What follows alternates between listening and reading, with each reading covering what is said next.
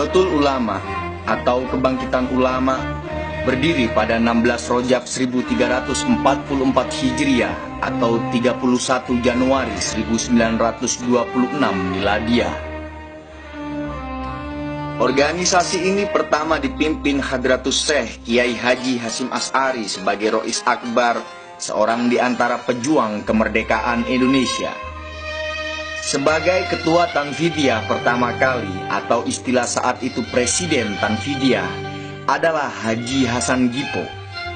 Didukung sejumlah nama tokoh seperti Kiai Dahlan Akhyat Kebon Dalem, Kiai Haji Mas Alwi bin Abdul Aziz, Kiai Abdul Wahab Hasbullah, Kiai Bisri Samsuri, Kiai Halim Lemuding, Kiai Abdullah Fakih Mas Kumambang Gresik, Kiai Asnawi Kudus, Kiai Mas Nawawi Pasuruan, Kiai Haji Dahlan Abdul Kohar Mojokerto, dan Kiai Haji Raden Muntoha Madura.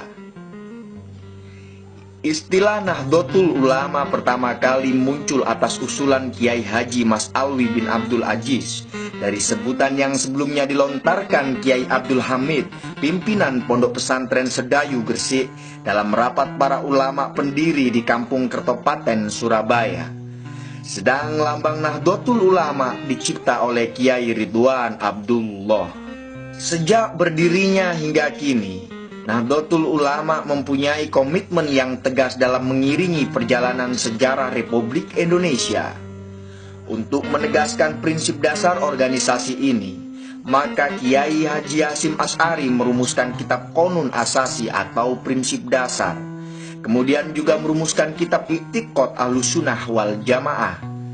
Kedua kitab tersebut kemudian diejawantahkan dalam Khitoh Nahdlatul Ulama yang dijadikan sebagai dasar dan rujukan warga Nahdlatul Ulama dalam berpikir dan bertindak dalam bidang sosial, keagamaan, dan politik.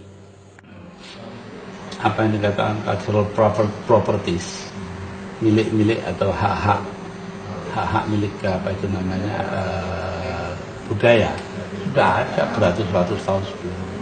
Jadi jangan dilihat NU pada waktu berdirinya saja atau Muhammadiyah waktu berdirinya, tapi ternyata itu ada budaya yang sudah beratusan tahun baru belakangan diinstitusikan, dilembagakan. Jadi ada perbedaan antara budaya dan institusi. Nah, NU itu adalah pelembagaan dari aspirasi yang sudah ada. Yaitu ketika, dan ini sudah lama keinginan mengadakan pelembagaan. Tahun 13 ketika ada SI, itu Kiai Wahab bersama beberapa orang kiai lain itu belajar di Mekah, mendirikan SI cabang Mekah. Tapi kemudian pecah perang dunia ke-1 kan, tahun 1914. Nah akhirnya ya sudah, ketika Kiai Wahab pulang, Bisu sudah pulang duluan. Nah, dia pulang, akhirnya dia mendirikan Nahdlatul Tujar, kebangkitan para pedagang. Itu ada aktenya itu. Kemudian dari situ lalu beliau pindah ke Surabaya menjadi klub Taswirul Afkar, konseptualisasi pemikiran. Nah, dari sana berdiri menjadi apa itu namanya Madrasah Nahdlatul Wathon.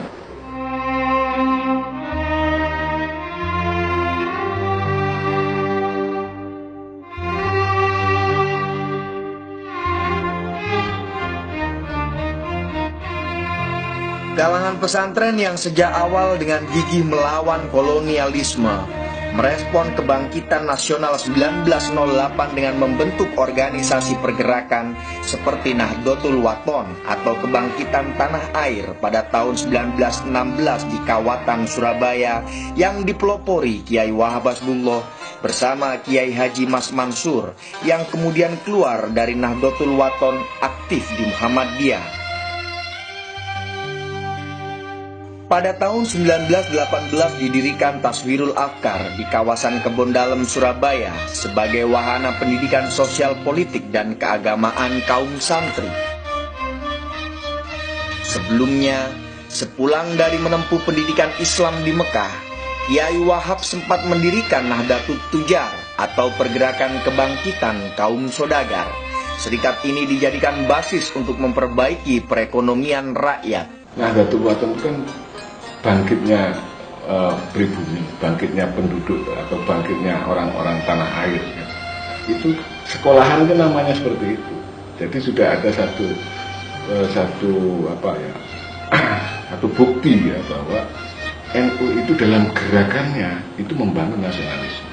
Sekolahan yang pertama kali itu dinamakan Nahdlatul Wathon. Setelah itu Farul Wathon, Hidayatul Wathon. Di belakangnya itu ada watonnya. Waton itu bahasa Arab, dalam bahasa Indonesia itu tanah air. Jadi ini sudah menunjukkan bagaimana NU melakukan pembangunan nasionalisme bangsa melalui cara-caranya sendiri. Pada perkembangan berikutnya, Nahdlatul Wathon kemudian berkembang sangat pesat dan memiliki cabang di beberapa kota.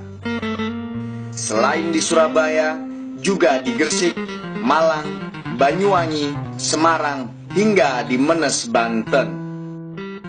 Ketika Raja Ibnu Saud hendak menerapkan asas tunggal, yakni madhab Wahabi di Mekah, serta hendak menghancurkan semua peninggalan sejarah Islam maupun pra-Islam yang selama ini banyak diziarahi karena dianggap bid'ah, mendapat sambutan hangat dari kaum modernis di Indonesia, baik kalangan Muhammadiyah maupun PSII. Sebaliknya, kalangan pesantren yang selama ini membela tradisi keberagaman yang sudah berlangsung lama, menolak pembatasan bermadhab dan penghancuran warisan peradaban tersebut. Didorong oleh minatnya yang gigih untuk menciptakan kebebasan bermadhab serta peduli terhadap pelestarian warisan peradaban, maka kalangan pesantren terpaksa membuat delegasi sendiri yang dinamai dengan Komite Hijaz. Komite ini diketuai Kiai Haji Wahab Hasbullah bersama Syekh Ahmad Ghonaim Al-Misri dan Kiai Asnawi Kudus. Dengan dukungan Haji Hasan Gipo dan Haji Burhan, berhasil dikumpulkan dana untuk memberangkatkan para kiai ke Mekah. Atas desakan kalangan pesantren yang terhimpun dalam Komite Hijaz dan tantangan dari segala penjuru umat Islam di dunia, maka Raja Ibnu Saud mengurungkan niatnya. Hasilnya, hingga saat ini di Mekah, bebas dilaksanakan ibadah sesuai dengan madhab mereka masing-masing. Itulah peran internasional kalangan pesantren pertama yang berhasil memperjuangkan kebebasan bermadhab dan berhasil menyelamatkan peninggalan sejarah dan peradaban yang sangat berharga. Kemudian Nahdlatul Wathon ini mempunyai kegiatan yang menyangkut ibadah haji. Karena Saudi Arabia lahir tahun 24, nah mereka bermadhab Hambali, maka kiai-kiai di sini itu kumpul lalu minta kepada Raja Saudi supaya diperkenankan ibadah haji menurut cara masing-masing Komite Hijaz. Berangkat dari Komite Hijaz dan berbagai organisasi yang bersifat embrional dan ad hoc, maka setelah itu dirasa perlu untuk membentuk organisasi yang lebih sistematis untuk mengantisipasi perkembangan zaman.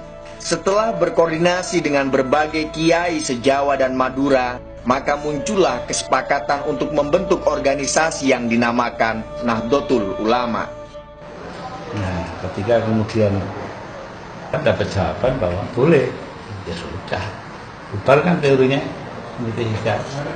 Tapi lalu Kiai Hasim beritahu saya, eman-eman itu kalau bubar, teruskan aja lah. Nah, diberi nama Nahdlatul Ulama. Itu meminjam dari kitab Syarah Al-Hikam, Syarah Al-Hikam dari Ibnu Athaillah As-Sakandari, bahwa di sana ada kata-kata la tashab man la yunhiduka ilallahi haluhu wa la yatulluka ilallahi maqluhu. Jangan kau temani, artinya jangan jadikan guru orang yang tingkah lakunya tidak membangkitkan kamu kepada Allah. La yunhiduka ilallahi haluhu wa la yatulluka ilallahi maqluhu, dan kata-katanya tidak menunjukkan kamu kepada Allah. Jadi NU itu lahirnya kan. Lalu bagaimana hakikat NU? Ya, seorang atas pertahanan sekali pernah cerita pada saya bahwa NU ini adalah organisasi yang aneh, psikik. Dalam statutannya ditulis berdiri itu 29 tahun. Nah, mana ada? Nah, tapi dia 29 tambah 26 kan Pertama kali NU menjadi pemenang dalam pemenang ketiga dalam pemilu di atas PKI ya 55. Kemudian 55 tidak 49, 44 ketika itu merubah asasnya dari asas Islam menjadi asas Islam. Jadi di sini kita sudah melihat bahwa ada kaitan erat gitu loh dengan masalah-masalah kebangsaan.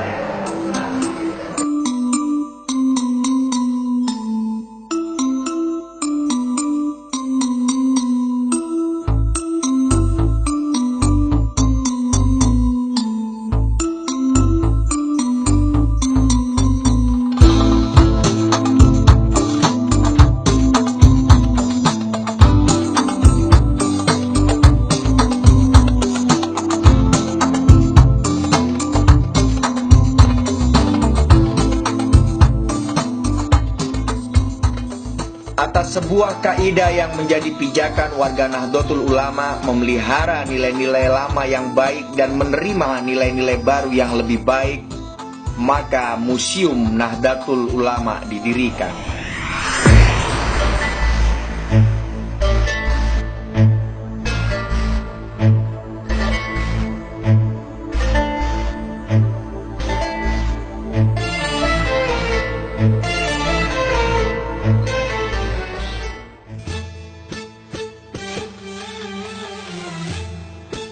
Museum ini merupakan obsesi sejumlah pemimpin Nahdlatul Ulama seperti Kiai Haji Abdurrahman Wahid untuk menjadi pusat informasi dan aktivitas kebudayaan bagi warga Nahdiyin untuk meneguhkan komitmennya terhadap Negara Kesatuan Republik Indonesia.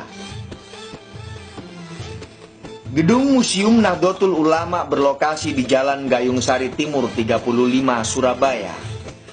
Museum ini dibangun dengan arsitektur bergaya Islam Mediterranean dan bernuansa klasik, karya almarhum Insinyur Haji Slamet Budiarsono, seorang arsitek dari Institut Teknologi 10 November 1945, ITS Surabaya.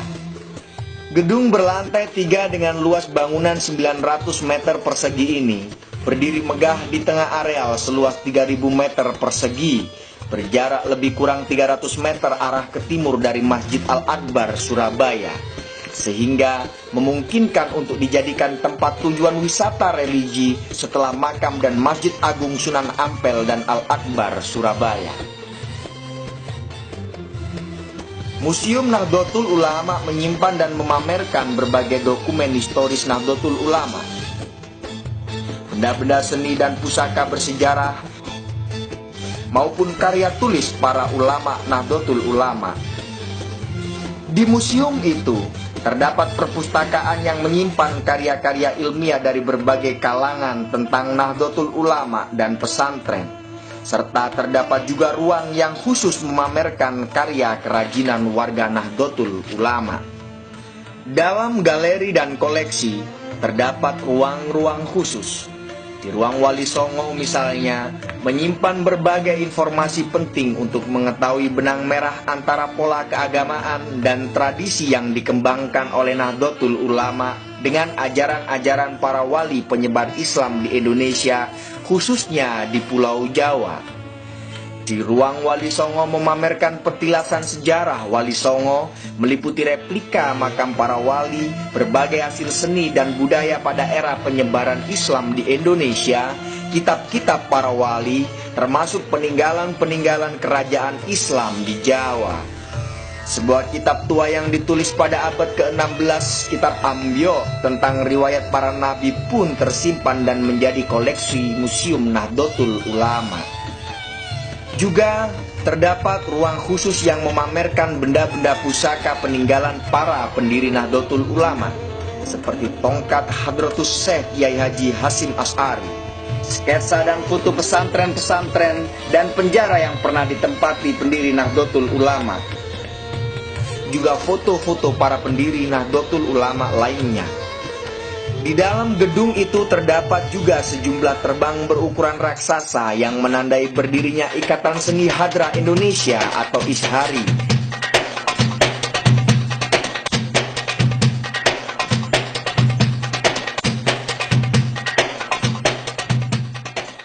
Tidak prosedur yang sering dikemukakan dalam pertemuan-pertemuan terbatas maupun umum itu bahwa memang NU itu besar dan perlu museum. Setelah itu saya juga matur sama Rois Surya PWNU Jawa Timur, Mas Tuki Mahfud, beliau juga mendukung.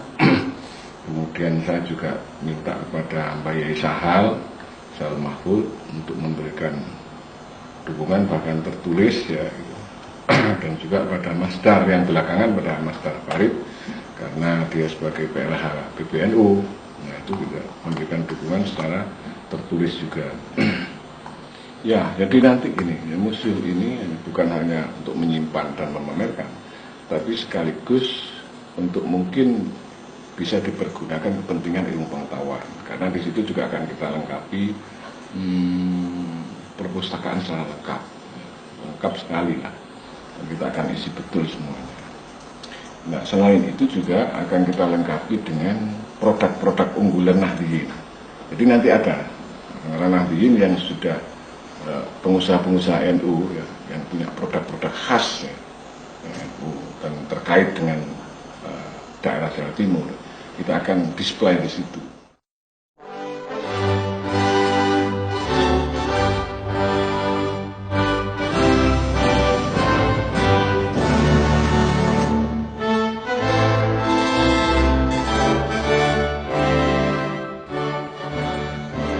Pengalaman sejarah suatu bangsa adalah riwayat hidup bangsa itu sendiri. Apapun pengalaman yang dialami, duka, nestapa, darah, nyawa, dan pengorbanan untuk mencapai kemerdekaan, mengisi dan mempertahankan kemerdekaan, serta membangun bangsa dan negara yang dicita-citakan bersama, semua terekam dalam arsip yang merupakan memori kolektif bangsa. Nahdlatul Ulama sebagai organisasi gerakan Islam yang sejak berdirinya mempunyai komitmen terhadap eksistensi bangsa dan negeri ini, seperti juga terekam dalam teks-teks sejarah, selalu hadir pada saat-saat menentukan nasib bangsa Indonesia. Komitmen pada keindonesiaan telah ditunjukkan organisasi keagamaan terbesar di negeri ini. Muktamar NU tahun 35 di Banjarmasin. Di situ ternyata dalam muktamar itu ada pertanyaan, wajibkah bagi kaum muslimin di Indonesia untuk mempertahankan kawasan Hindia Belanda yang diperintah oleh orang-orang non-muslim, itu para kolonial? Ya, jawabnya wajib. Kenapa? Karena menurut Ruhiyatul Mustarsyidin, di kawasan di mana dulu ada kerajaan Islam, maka kita harus melakukan tindakan mempertahankan diri, karena tentu ada orang-orang yang melaksanakan ajaran Islam, gitu loh. Nah itu Hindia Belanda kan juga begitu. Jadi tidak perlu negara Islam kalau begitu. Dan keputusan muktamar kalau untuk menjalankan ajaran agama Islam tidak perlu negara, gitu loh. Masyarakat yang penting. Nah ini membuat NU itu dengan bangsa antum menjadi rokat. Tahun 1937, Kiai-Kiai Nahdlatul Ulama memelopori berdirinya Majelis Islam A'la Indonesia yang kemudian ikut memperjuangkan tuntutan Indonesia berparlemen. Mereka adalah Kiai Dahlan Kebondalem dan Kiai Wahab Hasbullah. Organisasi yang bersifat federatif itu dipelopori juga oleh Kiai Haji Mas Mansur dari Muhammadiyah dan Wondo Amiseno dari Sarekat Islam. Seiring dengan berdirinya Majelis Islami A'la Indonesia tahun 1937, Nahdlatul Ulama membentuk Badan Wakaf yang bertugas mengurus harta wakaf untuk kepentingan sosial Nahdlatul Ulama. Atas prakarsa Ketua Tanfidiyah PBNU, Kiai Haji Mahfud Siddiq, pada masa itu juga didirikan badan-badan koperasi yang disebut Syirka Mu'awanah yang berkembang hingga ke cabang-cabang Nahdlatul Ulama di seluruh Hindia Belanda.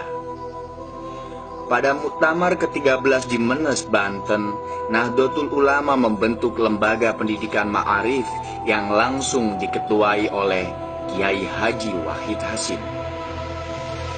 Ketika muncul ketidakpuasan pada kondisi semasa penjajahan Jepang, tokoh Nahdlatul Ulama tampil dengan gagah memberikan prolog pada pergerakan revolusi Indonesia. Sebuah peristiwa yang menggemparkan dunia pesantren dengan ditangkapnya Rois Akbar Nahdlatul Ulama Hadratus Syekh Kiai Haji Hasyim Asy'ari oleh tentara Jepang. Bersama peristiwa penangkapan kiai-kiai di tempat lain, Kiai Hasyim Asy'ari dimasukkan ke dalam penjara di Mojokerto dan terakhir di penjara Koblen Bubutan, Surabaya selama lebih kurang 6 bulan. Hal ini sebenarnya bermula dari kegelisahan para ulama ketika Jepang memberlakukan adanya sekere, kewajiban membungkukkan badan hingga 90 derajat sebagai penghormatan pada Kaisar Jepang Tenno Heika yang dianggap sebagai manifestasi keturunan Dewa Matahari. Kiai Hasyim Asy'ari mendapat perlakuan yang sangat kasar. Bahkan tangan kirinya dipukul hingga pada bagian jari-jarinya memar, hancur tak bisa digerakkan. Reaksi keras datang dari para ulama. Berkat usaha Kiai Wahab Hasbullah dan Kiai Wahid Hasyim, Hadratus Syekh kemudian dibebaskan. Menurut seorang putranya yang kini masih hidup, Kiai Yusuf Hasyim, setelah dibebaskan dari tahanan, Jepang kemudian menawari berbagai jabatan dan mencalonkannya menduduki jabatan tinggi urusan agama di Indonesia. Tapi semuanya itu ditolak oleh Hadratus Syekh Kiai Haji Hasyim Asy'ari.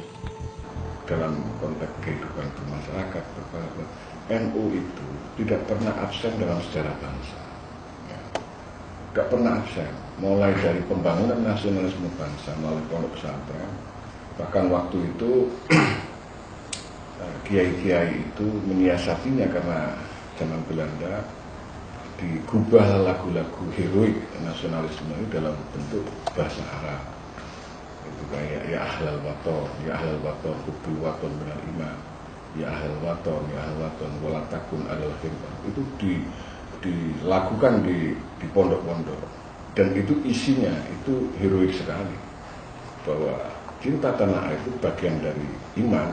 Dan Anda jangan menjadi manusia yang setiap gerakan menjadi kambing tunggangan penjajah. Itu ada semua. Dan ini pembentukan nasionalisme bangsa yang tidak dirasakan oleh orang umum karena tidak paham di situ.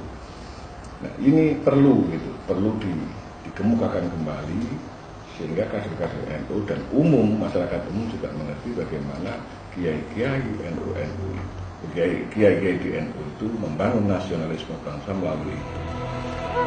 Semasa revolusi pecah di Surabaya berpuncak pada Perang 10 November 1945, orang lebih mengenal pengobar pejuang di medan laga adalah Bung Tomo. Tak banyak yang tahu bahwa pada 21 hingga 22 Oktober 1945, para ulama telah mencetuskan resolusi jihad yang ditandatangani di Bubutan, Surabaya oleh Hadratus Syekh Kiai Haji Hasyim Asy'ari. Resolusi itu memberikan fatwa akan pentingnya membela tanah air dari serangan musuh.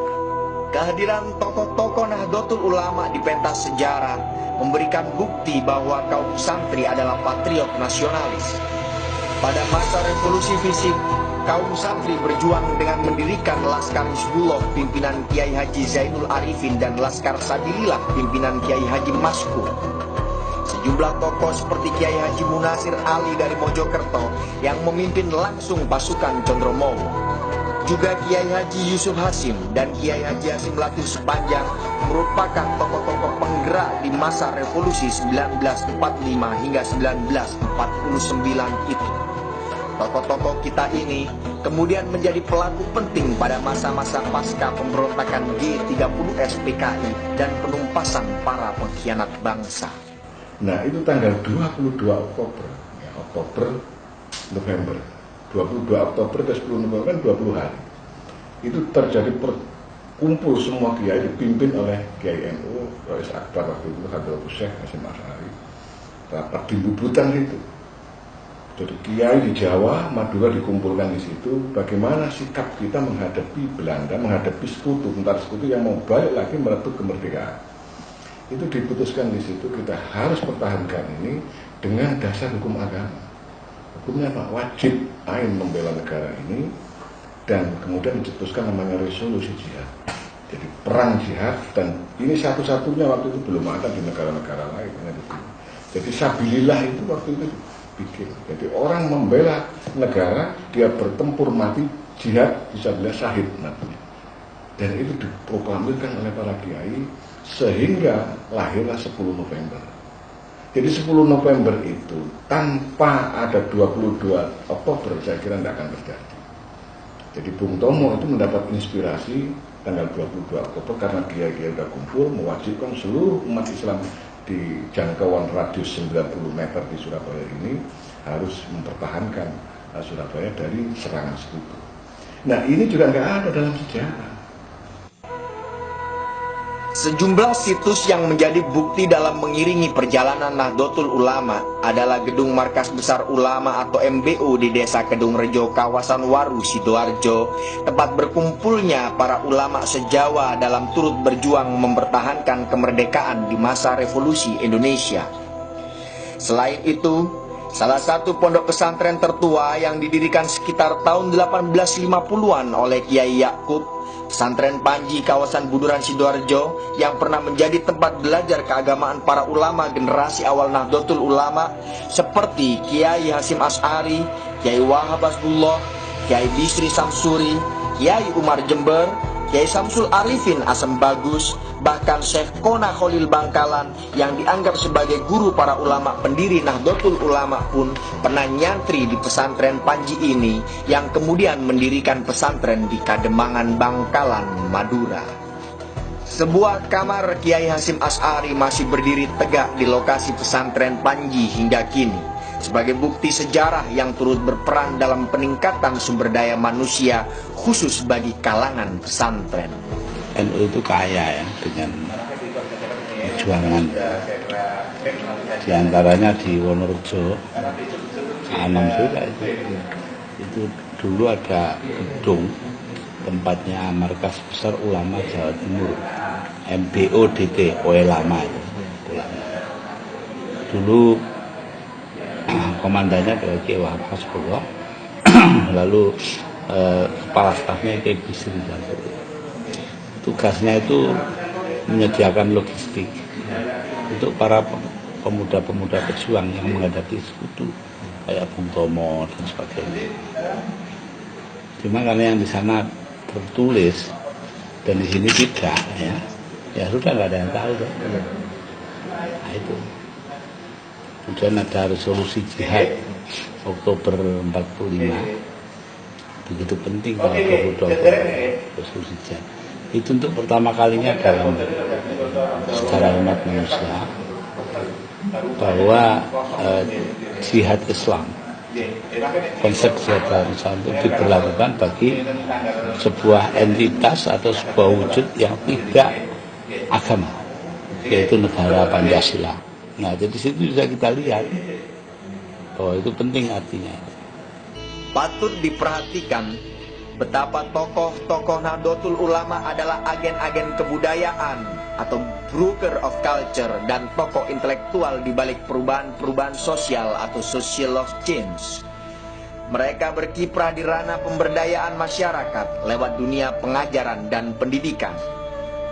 Tercatat sederet karya-karya yang menjadi rujukan para ulama di tanah Jawi ditulis oleh Hadratus Syekh Muhammad Hasim Asy'ari. Kitab-kitab tersebut hanyalah sebagian contoh dari karya-karya lain yang dilahirkan oleh tokoh-tokoh Nahdlatul Ulama. Kualitas intelektual ulama Indonesia juga mendapat apresiasi kaum muslimin di Timur Tengah. Terbukti dengan sejumlah karya ulama kita seperti karya Kiai Nawawi Al-Bantani berupa tafsir Al-Quran An-Nur atau lebih dikenal dengan tafsir Maroh Labib, dan karya Kiai Mahfudz Termas tentang Mustolah Ahadis menjadi rujukan di Universitas Al-Azhar Mesir. Sebuah kitab Minhajul Abidin karya Imam Al-Ghazali disarai Kiai Dahlan Jambes Kediri pun berjudul Sirajut Tolibin pernah menjadi bacaan wajib bagi pengkaji ilmu keislaman di universitas terkenal di Mesir itu. Saya selalu mengatakan bahwa salah satu kelemahan umat Islam di Indonesia ini kita tidak mempunyai standar buku sejarah. Kita mempunyai tarikh sejarah di Timur Tengah, mulai dari ujung Rambusan ke ujung Paus, Tapi kita nggak pernah tahu gimana sejarah umat Islam di Indonesia. Kalau Indonesia pada Menteri Agama itu sudah disambung oleh bentuk panitia negara. Jadi tahu belum-belumnya. Iya. Dan ini lebih jelas lagi di relief Monumen Nasional Tugu Proklamasi dan kemudian di Museum Angkatan Darat itu tidak tergambar sama sekali peranan massa dalam peristiwanya. Jadi ini saya menganggap satu langkah yang sangat strategis. Mbah Hasyim banyak tulisan karangannya itu banyak dan dibuat rujukan. Yang menarik ini Mbah Wahab dengan Mbah Bisri tidak punya tulisan, tidak punya karangan. Tulisannya itu ya santri-santrinya, murid-muridnya itu tulisannya. Ya kita ini selalu kagum terhadap ulama luar negeri, ya. Tapi kita tidak tahu bahwa ulama negeri sendiri luar itu juga kagum terhadap ulama kita. Ya dengan bukti tadi itu. Karangannya Ki Mahfud dan Kiai dari Banten dijadikan kitab wajib itu kan tidak sembarangan ya. Ada lagi, ya saya punya kitabnya itu Sirajul Thalibin. Syarahnya Minhajul Abidin. Minhajul Abidin itu karangannya Imam Ghazali. Disarai oleh Kiai Jampes Kidahlan ya. Kidahlan Jampes Kediri dengan nama Sirajul Thalibin. Jadi ulama luar negeri itu kagum dengan ulama Indonesia dengan bukti kitab karangannya itu dijadikan sebagai kitab wajib. Dengan berdirinya Museum Nahdlatul Ulama menunjukkan betapa strategis dan pentingnya benda-benda seni, karya-karya para ulama yang mengandung nilai sejarah. Juga arsip-arsip dalam suatu organisasi keumatan karena merupakan tulang punggung manajemen dalam menata sebuah komunitas kaum santri. Arsip-arsip penting mempunyai fungsi dan peran yang bisa mengait erat dan dikaitkan erat dengan kehidupan berbangsa. Pada pameran yang digelar reguler akan memberikan gambaran pada publik, membuka ingatan kolektif bangsa Indonesia atas segala upaya memperoleh, mengisi dan mempertahankan kemerdekaan. Dan di dalam semua itu, kader-kader Nahdlatul Ulama senantiasa berperan secara aktif hingga pada masa-masa perubahan di era reformasi 1998. Semua itu adalah hasil jerih payah dan perjuangan seluruh bangsa hingga mencapai kemerdekaan tanggal 17 Agustus 1945. Dengan berdirinya Museum Nahdlatul Ulama akan membuka kesadaran bagi generasi muda betapa perjuangan yang begitu gigih telah ditunjukkan para ulama dalam perjalanan negeri ini tanpa mengenal lelah. Baik di bidang pendidikan, politik maupun gerakan pemberdayaan masyarakat sipil atau civil society.